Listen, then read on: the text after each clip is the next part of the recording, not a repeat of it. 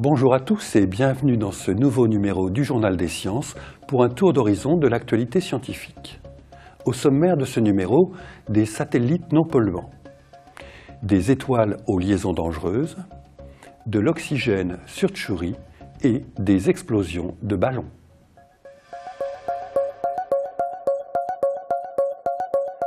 Il existe plusieurs projets de constellation de satellites pour la diffusion d'Internet. Or, le lancement de plusieurs milliers d'objets risque d'aggraver le problème des débris spatiaux.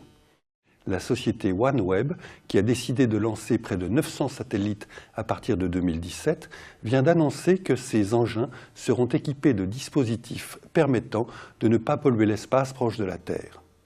Les satellites de OneWeb devraient fonctionner à 1200 km au-dessus de nous. À la fin de sa vie active, soit au bout de 7 ans et demi environ, chaque satellite sera transféré sur une orbite l'amenant à passer à 200 km au-dessus de nous. Ainsi, en quelques semaines ou quelques mois, le satellite viendra se désintégrer dans les couches denses de l'atmosphère. De plus, chaque satellite sera équipé d'un dispositif permettant sa capture par les futurs nettoyeurs de l'espace, satellites chargés de récupérer les débris spatiaux. Enfin, ultime précaution, la construction des satellites, qui sera réalisée par Airbus Defence and Space, ne fera pas appel au tungstène et limitera autant que possible l'utilisation du titane, deux matériaux particulièrement résistants à la rentrée atmosphérique. Une partie importante de ces satellites sera lancée par Arianespace grâce à une trentaine de tirs de fusées Soyouz ou Ariane 6. Une alternative aux très nombreux satellites pourrait également être celle de la société Google. Celle-ci doit expérimenter dans les jours qui viennent des ballons dirigeables servant de relais pour desservir les zones aujourd'hui non connectées au réseau mondial. À quelques 160 000 années-lumière de la Terre, dans le grand nuage de Magellan, une galaxie satellite de notre Voie lactée, se trouve la nébuleuse de la Tarentule. Cette région du ciel abrite la pépinière d'étoiles la plus active de l'univers proche et de nouvelles observations effectuées au moyen du très grand télescope européen ont révélé une paire de jeunes étoiles qui figurent parmi les plus étranges jamais découvertes. Ce couple, nommé VFTS 352, se compose de deux étoiles très chaudes, brillantes et massives qui tournent l'une autour de l'autre en un peu plus de 24 heures. Les centres des deux étoiles sont distants d'à peine 12 millions de kilomètres. Les étoiles sont en réalité si proches l'une de l'autre que leurs surfaces se chevauchent et sont reliées par un pont de matière. Ce couple est le plus massif qui ait jamais été détecté. Sa masse avoisine les 57 masses solaires. Il est aussi constitué des étoiles les plus chaudes connues à ce jour. Leur température de surface dépasse les 40 000 degrés Celsius. La température du Soleil, pour comparaison, est d'environ 5500 degrés. Ces étoiles très chaudes et très massives sont rares dans l'univers car elles vivent peu de temps, quelques dizaines de millions d'années, avant d'exploser en supernova. Ce couple d'étoiles va continuer à être scruté pour comprendre les mécanismes de l'évolution stellaire. La comète Churyumov-Gerasimenko n'en finit pas de nous surprendre.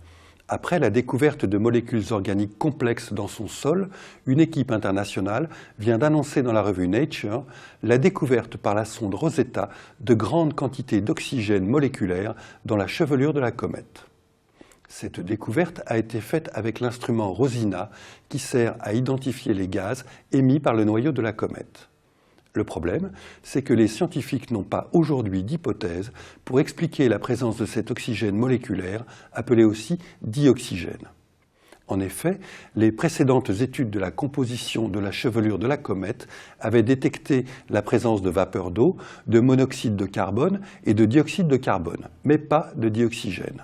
Or, l'analyse des données de Rosina montre que le dioxygène est présent en grande quantité, près de 10 fois plus que dans les nuages de gaz interstellaires. Il va falloir comprendre d'où vient ce dioxygène. Mais cette découverte va peut-être aussi obliger les scientifiques à revoir les scénarios de recherche de planètes habitées. En effet, jusqu'à cette découverte, on pensait que la présence d'oxygène moléculaire en quantité était liée à des manifestations biologiques. La découverte de Rosetta vient remettre en question la valeur de cette théorie. Les ballons de baudruche finissent toujours par éclater, mais pas toujours de la même manière. Selon qu'un ballon est plus ou moins gonflé, il éclatera en 2 ou plusieurs morceaux.